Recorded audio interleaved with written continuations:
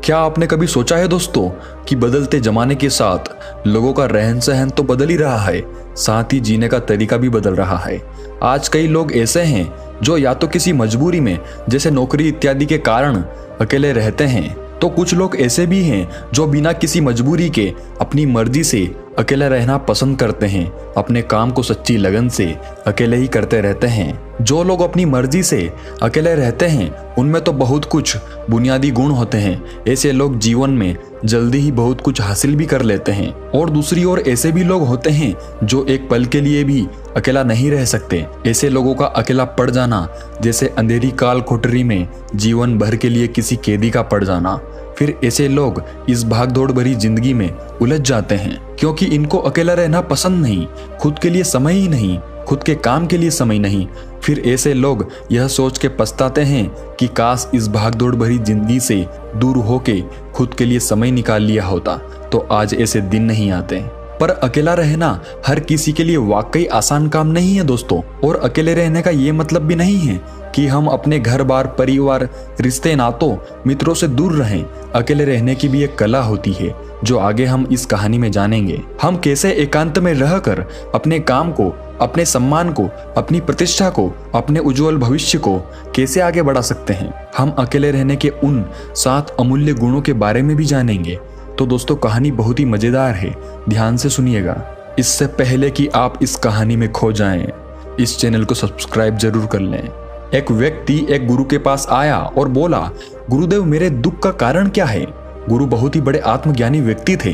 गुरु ने कहा, अपने आप को चीजों से चिपका लेना, चीजों को पकड़ लेना और उन चीजों के प्रति आसक्त होकर उसके पीछे भागना ही तुम्हारे दुख का कारण है। उस व्यक्ति ने गुरु का धन्यवाद किया और कहा, गुरुदेव आपने तो मेरी समस्या का समाधान कर दिया। मैं इतने दिनों से अपनी समस्या का समाधान चाहता था। आपका धन्यवाद गुरुदेव। यह कहकर वह व्यक्ति वहां से जाने लगा। गुरु ने कहा, पूरी बात तो सुन लो। उस व्यक्ति ने कहा, नहीं गुरुदेव, आपका इशारा मिल गया, बस वही काफी है। और समझदार को इशारा ही काफी होता है गुरुदेव। 1 महीने बाद वह व्यक्ति फिर से गुरु के पास आया। इस बार उस व्यक्ति का हाल बहुत बुरा था।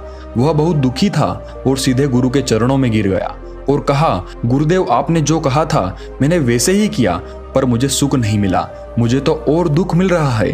गुरु ने उस व्यक्ति से पूछा, तुमने ऐसा क्या किया। व्यक्ति ने कहा, मुझे अपने परिवार वालों से, मित्र रिश्तेदारों से दुख मिल रहा था तो मैंने उन्हें छोड़ दिया और छोड़कर चला गया। 2-4 दिन तो मुझे बहुत अच्छा लगा, पर धीरे धीरे मुझे उनकी याद आने लगी। अपने माता पिता, अपनी पत्नी, अपने बच्चे याद आने लगे, रिश्तेदार, यहाँ तक कि अपने शत्रु भी मुझे याद आने लगे। इतना दुख तो मैंने उनके पास रहकर भी नहीं जाना था जितना कि उनसे दूर होकर दुखी हो गया हूँ। इसलिए आज मैं घर वापस जाने के लिए निकला था और आपके पास आ पहुंचा। आपने मुझे इतनी गलत सलाह क्यों दी गुरुदेव। गुरु मुस्कुराए और गुरु ने कहा, तुम परिवार को छोड़कर भागे, मित्रों, रिश्तेदारों, यहाँ तक कि शत्रुओं को भी छोड़कर भागे, पर यह तुम्हारी गलत फहमी थी कि तुम छोड़कर भाग रहे हो। वास्तव में तो तुम उन्हें लेकर भाग रहे थे। व्यक्ति ने कहा, पर गुरुदेव मैं तो किसी को अपने साथ नहीं लाया। गुरु ने कहा, जो चीजें हमें दुख देती है वह कहीं बाहर नहीं होती, यहाँ तक कि जो हमें सुख देती है वह भी बाहर नहीं होती। यह सब परिवार वाले, रिश्तेदार, मित्र, शत्रु, यह कहाँ बसते हैं, यह सब हमारे मन में बसते हैं। और जब तुम भागे तो तुम अपने मन को साथ लेकर भागे और तुम्हारे मन में यह सब तुम्हारे साथ भागे, तो तुम इनसे कहीं दूर नहीं गए। जब जो चीजें मन में बसी हो और वह आसपास हो तो वह जो दुख देती है वह हमें बहुत लगता है, पर वह बहुत कम होता है।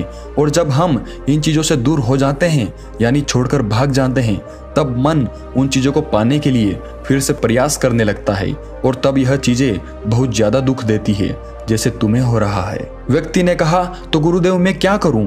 चीजों के साथ रहूं तो दुख, चीजों को छोड़कर जाऊं तो दुख। क्या मैंने सिर्फ दुख उठाने के लिए ही जन्म लिया है।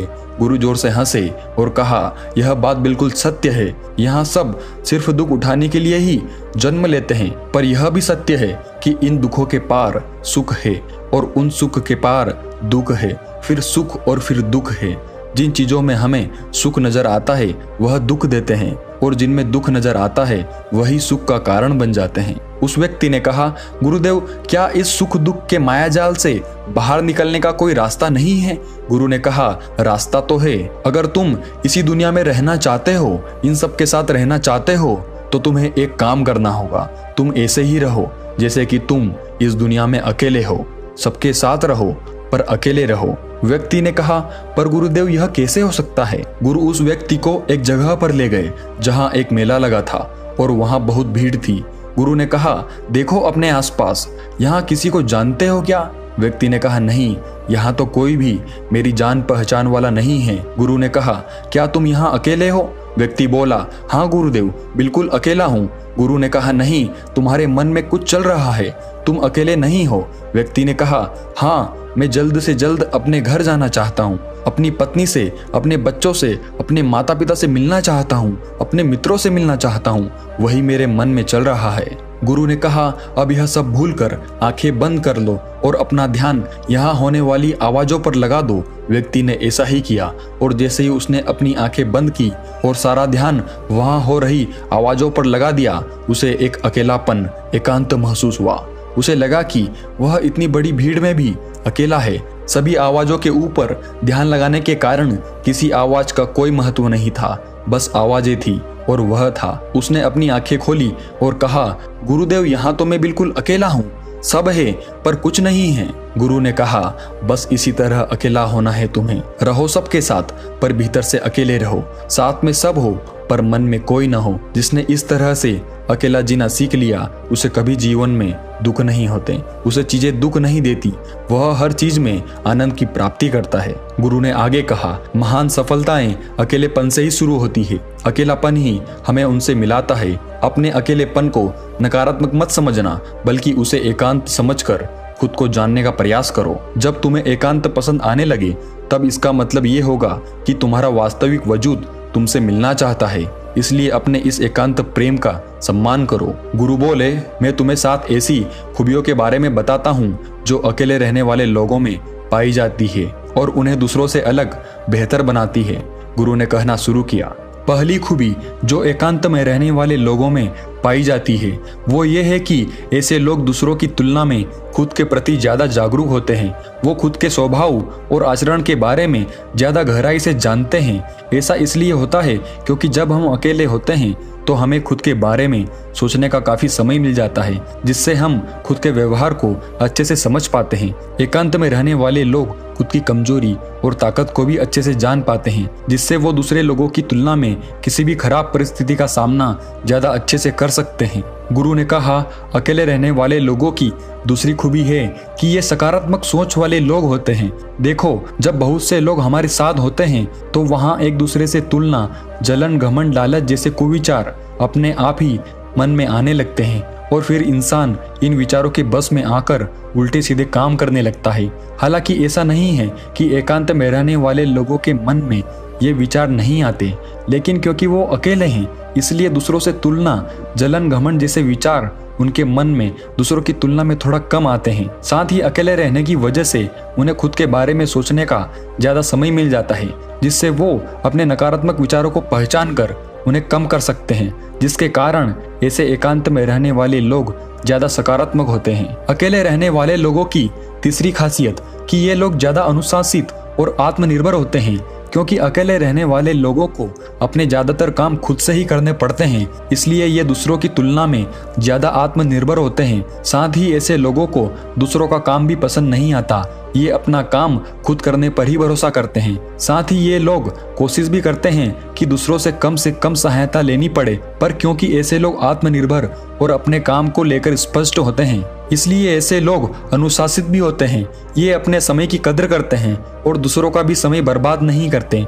अकेले होने की वजह से ऐसे लोग एक निश्चित दिनचर्या का पालन भी करते हैं, जिससे ये लोग ज्यादा व्यवस्थित होते हैं और ये भी इनके अनुशासित होने का एक कारण है। गुरु ने आगे कहा, अकेले रहने वाले लोगों की चौथी खासियत कि ये लोग किसी भी चीज के बारे में बड़ी गहराई से सोच सकते हैं। किसी भी चीज के बारे में बड़ी बारीकी से और गहराई में जाकर अकेले रहने वाले लोगों की सबसे बड़ी खासियत होती है। इसलिए जितने भी लेखक, कवि और बड़े बड़े काव्यों के रचयिता हुए हैं, उन सभी को एकांत में रहना पसंद था, क्योंकि जब कोई व्यक्ति एकांत में होता है तो वो अपने अंदर की आवाज सुन पाता है। जितने भी बड़े आविष्कार हुए हैं, उन सबकी शुरुआत एकांत में हुई थी, क्योंकि एकांत में रहकर ही किसी भी चीज के बारे में बड़ी बारीकी से सोचा और समझा जा सकता है। गुरु ने कहा, एकांत में रहने वाले लोगों की 5वीं खूबी यह है कि इनका व्यक्तित्व सबसे अलग, सबसे हटकर होता है। और वे लोग जो ज्यादातर दूसरे लोगों के साथ रहते हैं या अकेले रह ही नहीं पाते, वो कितनी भी कोशिश कर ले, लेकिन जाने अनजाने में ही सही, लेकिन दूसरों के व्यक्तित्व का कुछ हिस्सा उनके अंदर आ ही जाता है। दूसरों की आदतें, दूसरों के विचार उनके अंदर प्रवेश कर ही जाते हैं, जिससे उनके व्यक्तित्व में वो अनूठापन, वो निरालापन नहीं आ पाता। उनका व्यक्तित्व कई सारे लोगों के व्यक्तित्व का मिश्रण होता है, पर क्योंकि एकांत में रहने वाले लोग अपना ज्यादातर समय अपने साथ बिताते हैं, इसलिए ये दूसरों की बातों और विचारों से बहुत ही कम प्रभावित होते हैं। इनके अपने जीवन को जीने के खुद के बनाए नियम और कायदे होते हैं, जिनका ये पालन करते हैं। ये किसी से भी आसानी से प्रभावित नहीं होते, इसलिए ऐसे लोगों की शख्सियत सबसे हटकर सबसे अलग होती है। इसलिए इनके व्यवहार में एक अलग ही निरालापन होता है, जो किसी दूसरे व्यक्ति को पसंद भी आ सकता है और नहीं भी। गुरु बोले, छठी खासियत जो एकांत में रहने वाले लोगों में पाई जाती है, अकेले रहने वाले लोगों के दूसरों के साथ रिश्ते बहुत ही गहरे और मजबूत होते हैं। हालांकि अकेले रहने वाले लोग ज्यादा लोगों से अपने संबंध नहीं बनाते, लेकिन ये जितने भी लोगों से संबंध बनाते हैं, सच्चे दिल से बनाते हैं। ऐसे लोगों के बहुत ही कम दोस्त तो होते हैं, लेकिन जितने भी होते हैं, ये उनसे अपनी दोस्ती पूरी ईमानदारी से निभाने की कोशिश करते हैं। अक्सर लोगों को यह लगता है कि एकांत में रहने वाले लोग बहुत कम बात करते हैं, लेकिन उनसे पूछिए जिनसे ये दिल से जुड़े होते हैं कि उनसे कितनी बातें करते हैं। ऐसे लोग इन्हें अपना मान लेते हैं और वो इनके सामने अपने पूरे दिल की बात रख देते हैं। अकेले रहने वाले लोग बहुत ही कम लोगों के साथ संबंध तो रखते हैं, लेकिन जरूरत पड़ने पर वो अपनी तरफ से पूरी मदद करने के लिए भी तैयार रहते हैं। इसलिए इनके रिश्ते कम लोगों से तो होते हैं, लेकिन जिनके भी साथ होते हैं बहुत मजबूत होते हैं।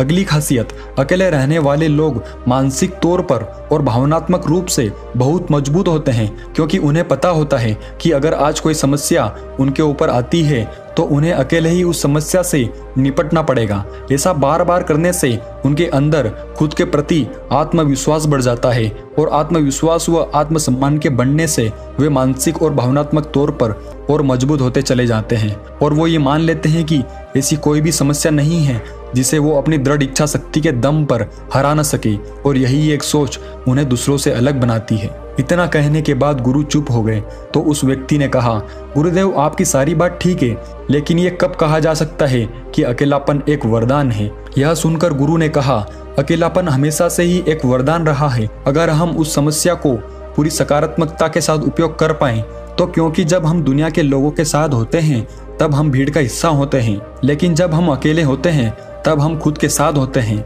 और जब हम खुद के साथ होते हैं तभी हम अपने समय का सदुपयोग, खुद का आकलन, खुद के शौक, सभी बातों पर अच्छे से ध्यान दे सकते हैं, अपनी कमजोरियों पर भी काबू पा सकते हैं, या ऐसा कह सकते हैं कि सच में अच्छाई की राह और इंसानियत की मंजिल भी पा सकते हैं। उस व्यक्ति को गुरु की बात समझ आई और वह गुरु का धन्यवाद कर अपने घर चला गया। दोस्तों, हम इतना समझें कि जिन चीजों को हम पाना चाहते हैं वह तब तक हमें दुख देती है जब तक कि हम उसे पा न ले, और जब हम उसे पा लेते हैं तब वह फिर से हमें दुख देती है कि वह कहीं हमसे छूट न जाए, और जब वह हमसे छूट जाती है तब वह फिर से हमें दुख देती है, उसके जाने का दुख जो बहुत गहरा होता है। जीवन भर हम एक चीज को पकड़ते हैं, फिर दूसरी चीज को पकड़ते हैं, तीसरी चीज को पकड़ते हैं और पीछे की चीजों को विदा करते रहते हैं। इसी तरह हम सुख पकड़ते हुए दुख को पकड़ते चलते हैं। पर जिस व्यक्ति ने अकेला रहना सीख लिया, वह परिवार में, समाज में सब कुछ करते हुए आनंद की प्राप्ति करते हैं,